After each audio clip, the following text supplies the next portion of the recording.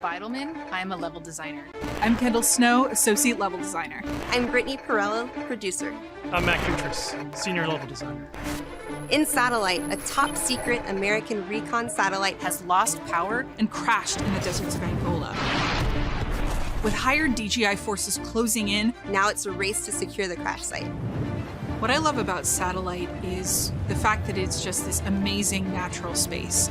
Because larger maps have more components, we can apply more details into maps like Satellite, which make them feel even more natural. The satellite at the center is like a king of the hill. Anyone who wants it has to run toward you because it's raised higher than the rest of the map. I'm usually playing one of two ways. All in, full ham, dying again and again. Or in objective modes, I'll flank and get the jump on people. Satellite scratches both of those itches. Even though it's an outdoor space, the map's two different regions mean I can play long and short range tactics. I'll be honest, I am trash with the sniper rifle, but a shotgun, that I can do. I have always been a big fan of close quarters combat, and there is great cat and mouse style gameplay in Satellite. The Crash Satellite is a super fun spot to try and outplay your enemies. Predict which way they'll circle the debris to run up behind them, or just duck inside the satellite and take your shot. This is going to be one of those classic Black Ops maps the world knows and loves for how quickly engagements fire up. East and West collide on the open seas in a top-secret mission. Inspired by a real-life event, Project Azorian, CIA, JSOC, and Soviet forces converged to recover a sunken prototype nuclear Soviet submarine from the ocean floor. The calm waters of Armada explode into massive naval conflict as players battle for control of large naval vessels. With no lanes walling you in, players can engage on ships' decks, in the water, and on vehicles like wake runners and gunboats. Armada is chaos in the best way. This really cool map that gives this amazing sense of exploration. There are so many little individual areas to find and new ways to surround or flank your enemies and get the upper hand. A hidden safe house has been discovered right in the heart of the USSR, in the shadow of Moscow's opulent train station. With Spetsnaz dispatched, the area has gone hot. So the Moscow map is set in the dead heart of a big city. So you're wandering through these streets with a bunch of cars, and there's tall buildings on either side of you. There's this sense that you've been dropped into a point in history.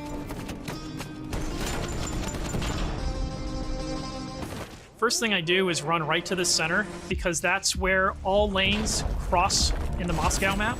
And eventually, it doesn't take long, people are going to run through the metro station. So you can just sit there and wait, but chances are there's going to be people running right into your line of fire right off the bat. It's a classic 3-lane map where teamwork really makes the dream work.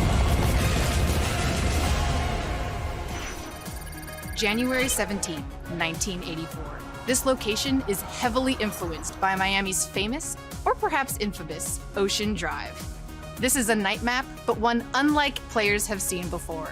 You can sneak through dark, shadowy alleys, go out onto the beach, out into the ocean. You can dive in the water and wade along the coast to get the drop on the other side. Or you can just go right down the street and bask in the neon light. The first time I played through Miami, I could hear this 80s nightclub music playing through the walls of one of the buildings. The little details make it lifelike, and it becomes this joy to experience.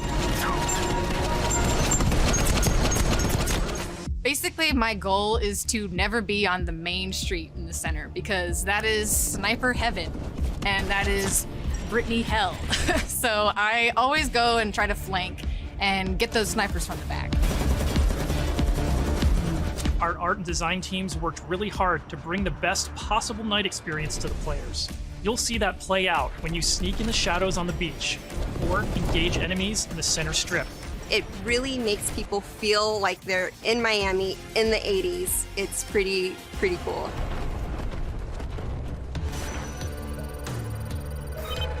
In Crossroads, NATO has learned a large Soviet missile convoy is on its way to the border. Special Forces dispatch alongside MI6 to ambush the convoy and secure the weapons before all hell breaks loose.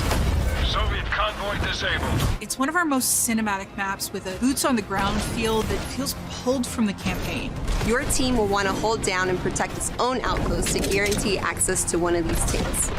But infantry combat doesn't take a backseat in Crossroads, as natural terrain and foliage masks movements and provides tactical advantages. There's a bunch of snowmobiles when you first spawn, and it's a mad dash to grab one. And now, running people over with the snowmobile is my favorite thing to do. Each environment changes the dynamic of how you play and caters to unique loadouts. Crossroads is a bigger map, and that allows you to play the way you want to play.